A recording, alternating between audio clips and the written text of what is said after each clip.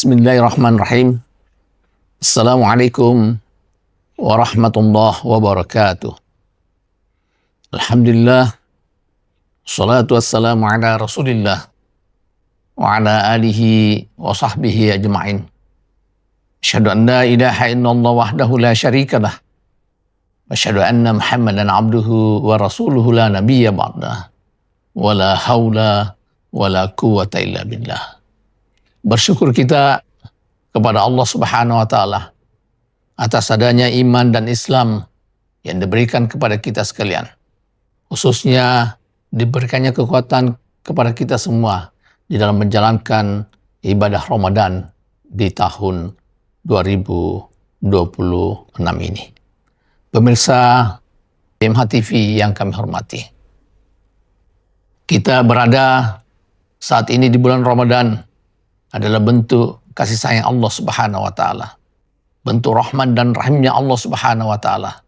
Dan tentu dengan hadirnya kita di bulan suci Ramadan merupakan pilihan yang dipilih oleh Allah Subhanahu wa taala.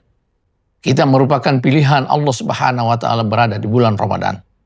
Oleh karena itu tentunya kita berusaha mengoptimalkan bulan suci Ramadan ini.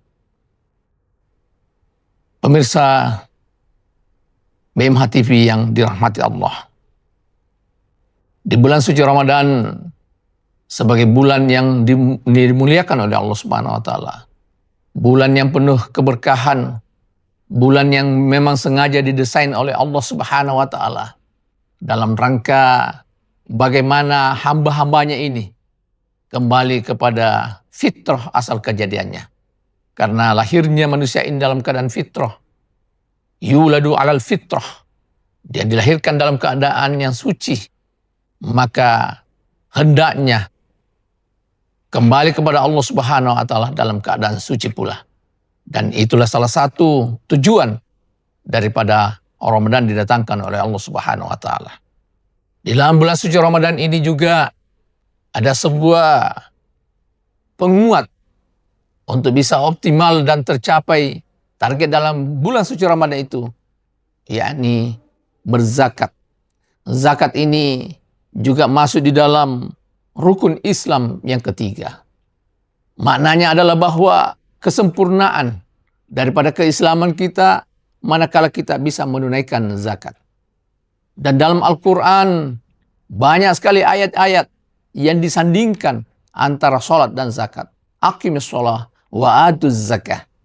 Artinya adalah bahwa antara sholat dan zakat ini sejajar, sama bobotnya, sama nilainya. Menunaikan zakat, menunaikan sholat, harus juga menunaikan zakat. Seirama di dalam ayat Al-Quran. Oleh karena itu, di dalam kita mendidik diri kita, keluarga kita, dan anak-anak kita, bagaimana dia bisa menyelenggarakan dan menjalankan kedua ibadah ini secara bersamaan, secara paralel. Karena memang hukumnya di hadapan Allah Subhanahu wa taala sama, yaitu menegakkan sholat dan menunaikan zakat. Faktanya, sayangnya, di tengah masyarakat sistem edukasi dan pendidikan yang diberikan, ya, kebanyakan mengutamakan sholat, tapi tidak mengusahakan bagaimana dia bisa menjadi seorang muzaki yang menunaikan zakat. Dan tentulah kita harus merubah mindset dan cara pandang kita, ya, serta cara mendidik kita, agar kiranya hamba-hamba Allah Subhanahu wa taala ini, ya, kita sebagai umat Islam ini bukan hanya sekedar menunaikan kewajiban kita, ya, berupa salat di hadapan Allah Subhanahu wa taala yang memang adalah hubungan secara vertikal kepada Allah Subhanahu wa taala, tapi juga kita menjalankan tugas kita secara horizontal. Artinya bahwa manusia ini diciptakan oleh Allah Subhanahu wa taala sebagai hamba dan sekaligus sebagai khalifatul fil ard. Artinya manusia menjalankan tugas-tugasnya sebagai hamba dan tugas-tugasnya sebagai khalifah. Salah satu tugas kekhalifahan itu adalah menunaikan zakat. Karena zakat ini berarti memberikan kesempatan ya, dan memberikan pemerataan keadilan, ya, dan distribusi kekayaan itu yang merata. Bukan hanya dikuasai keuangan itu dan finansial oleh orang-orang tertentu, orang-orang sedikit saja, segelintir manusia saja. Tapi hendaknya dia merata, dan itulah gunanya zakat. Bahwa orang-orang yang du'afa, orang-orang yang miskin, yang dalam asnaf, ya, 8 asnaf, itulah yang menjadi hak milik juga mereka untuk bisa sejahtera dan bisa bahagia. Oleh karena itu, di dalam menunaikan zakat ini, bukan berarti kita harus menunggu kesempurnaan ibadah kita kepada Allah Subhanahu wa Ta'ala, kesempurnaan diri kita.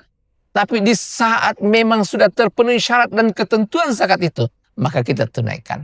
Bahwa persyaratan daripada zakat itu, manakala kita telah memiliki 85 gram senilai dalam 86 gram emas, ya, dan dengan haul, ya, 1 tahun kita memilikinya, maka kita berkewajiban menunaikan zakat.